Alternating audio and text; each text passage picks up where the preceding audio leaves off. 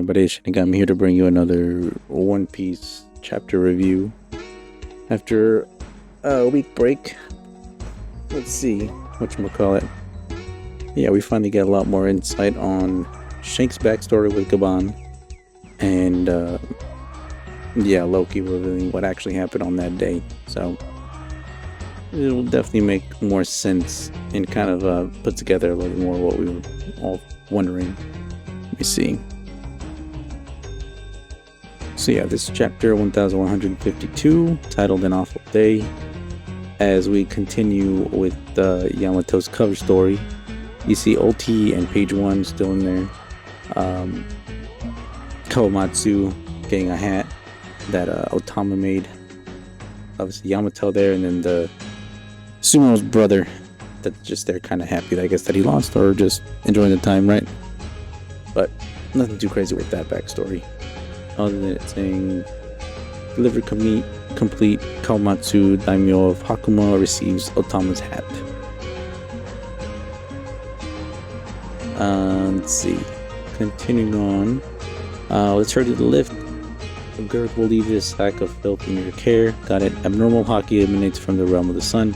So pretty much that stuff that was going on with Imu and Gunko. That's the time frame of what's just barely going on right now. As we see Road kind of just being like, oh, be careful, I should dedicate all my might to this Gerd. Herald, let's move it, let's get going. And then we got Chopper and Gaban over here. I better stay too, Luffy. Yasun's wounds are too severe, we can't move him yet. Got it, I'll leave it to you. Hey, Straw Hat Luffy, be mindful of the way you use Conqueror's Haki. Those guys are by no means immortal. Thanks, you can count on me. I'll save Colin and his friends no matter what. And then Loki's kind of being a little bit more active than he was before. Gaban, that might just that just made it click for me. I wasn't able to put it into words before my own power. I'm the only one left who's faced those knights before. I know I can beat them. Free me and take me with you, Hajrudinto. And of course, Hajrudinto's just like, you fighting for Elbaf? Like I'd ever take you with us. There's another in your group who uses Conqueror's Haki, says Gaban, kind of talking to Sanji and Zoro. And of course, Sanji's just kind of thinking, Tim, is it me? I knew it. With how things were going, Mosshead and Jinbei were about to usurp me. And then Gaban just kind of breaks it to him. You there, swordsman, your body seems to be growing accustomed to it. And even Zoro's kind of just like lost by it. I have Conqueror's Haki? What? You didn't know? It's been oozing off you, says Luffy. How absurd. Haki is power that must be understood and tamed. Your captain is one of the 4 emperors. You should be meticulous if you intend to have his back. Oh, my bad. Hey old man, what about me? Hajrudinto, you're pathetic. You'd rather sit back and let these outsiders save our homeland. I'm right here. Use me. And of course, yeah, Loki's pretty pissed that he's not being able to do anything and just kind of stuck here. Even though he is pretty badly injured still too. But, you know, we'll see if they actually are able to free him anytime. As we see, Hajrudinto's kind of just saying, who's to say you won't side with the government? You could easily stab Elbaf in the back again. And then Loki's just kind of answering back, like you did on that day. How can you expect me to trust you? Hajrudinto, hurry! We can't let casualties pile up anymore. Hey Loki, join my crew. And then you just kind of have, of course, Luffy trying to recruit almost anybody. If he does, then you can't complain if I free him, right, Hajrudinto? Huh? Get real, Luffy. There's no way he'd fit in the ship. Yeah, think about all the food supplies. He eats even more than you do. Elbaf doesn't seem to want you, but he seems okay to me. Besides, if he tries anything, I can always beat him up. Don't mess with me, you runt. There's no way I'm becoming your underling. And Luffy's just kind of like, huh? You're going off your gut, huh? Straw Hat? I can't wait to see him where he fights. Hajrudinto, what are you doing? The lift's ready to go. I'm going now. And of course, you just got Luffy and Hajrudinto having to take off. Luffy's not really having it. But sorry, Straw Hat. Loki is a condemned criminal in Elbaf. I can't just hand him over to you. Really? And then Gaban just kind of answered back, Hajrudinto, release Loki. What? What was that, Yasun? 14 years ago, Loki murdered 113 members in the castle guard. Of the castle guard, he left Elder Jarl on the brink, at the brink of death. Killed his own father in cold blood. He's the worst criminal our country's ever known, and as we'll soon find out.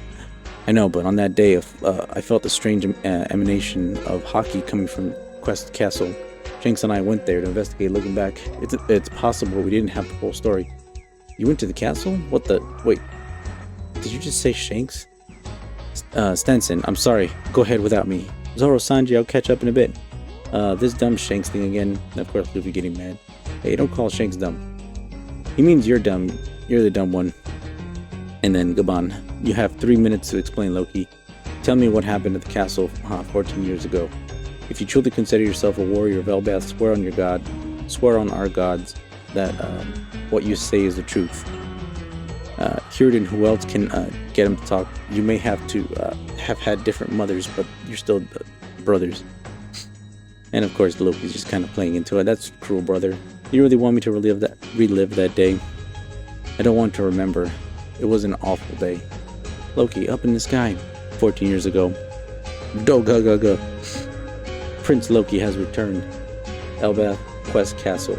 Elder Jarl just arrived too. Yeah, he summoned you too, Loki? Something like that. This is my family home, you know? You seem well, old man. You haven't grown sick of life yet. Quiet, you. The king is in the audience chamber. I don't know, these guys are pretty big compared to the regular giants, so that's actually wild. I wonder what he wants. It's hard to care about the whims of a government dog. He sold out the people who killed rocks.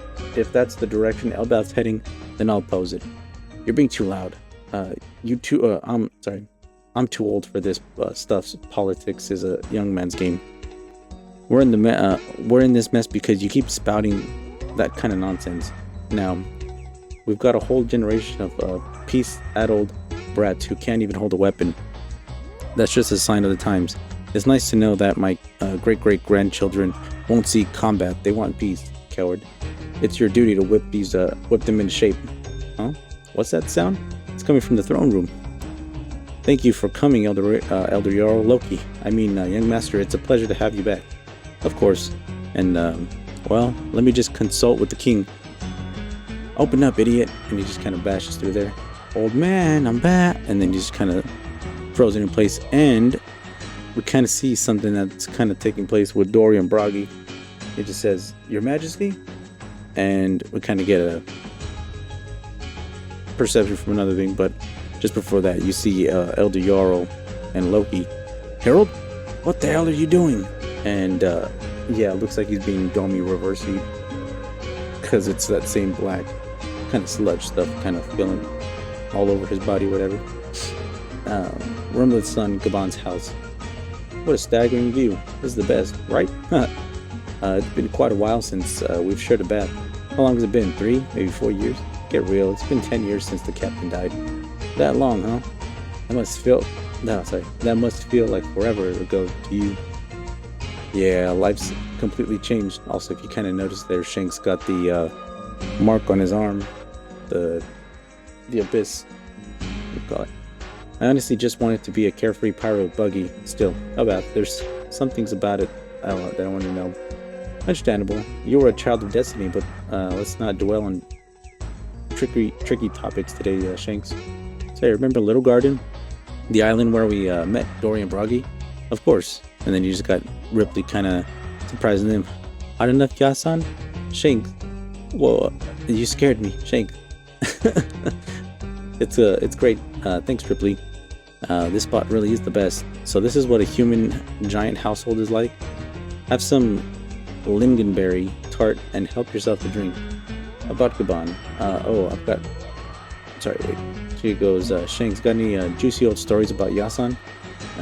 About Gaban? Oh, I've got one. Anytime we made it into port, there were who know how many, and then he just kind of gets his cheek pulled. You brat, if you want to make it out this country alive, you'll zip it. Then we kind of cut to a little time after. Do you know Herald? He's the king of Elbaf. The people think of him as like a god. Yeah, I met him at Rouge. We got along all right. We couldn't speak freely in the Holy Land, but now that we're both in this country, I really want to talk to him before it's too late. And then we kind of cut back to the castle. That day, the massacre at the castle took place. Elbaf's most beloved king, Herald the Benevolent, lost his life. What's this?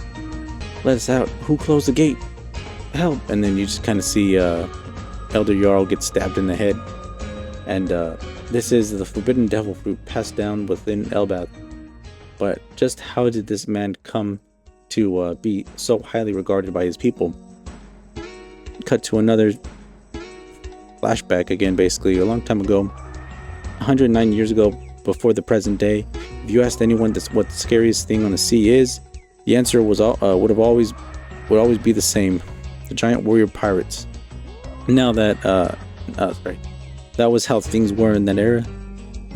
In that age, even ships from the land of giants evoked immense fear due to Elbaf's reputation.